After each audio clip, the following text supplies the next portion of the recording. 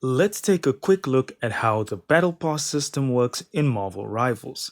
Make sure to subscribe to the channel so you can receive helpful vids just like these. So here we are on the Battle Pass screen.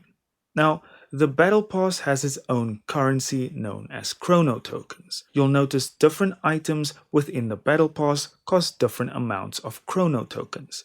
Now we can see if we scroll down, there are more cards with more items. However, we need more Chrono Tokens to be able to purchase from these cards. You can then earn Chrono Tokens through completing objectives within the Events and Missions tabs. Now, unfortunately, all the cool stuff is hidden behind the Luxury Battle Pass, which will cost you Lattice, which is bought with real money. There you have it. Enjoy progressing through the Battle Pass and have a good one.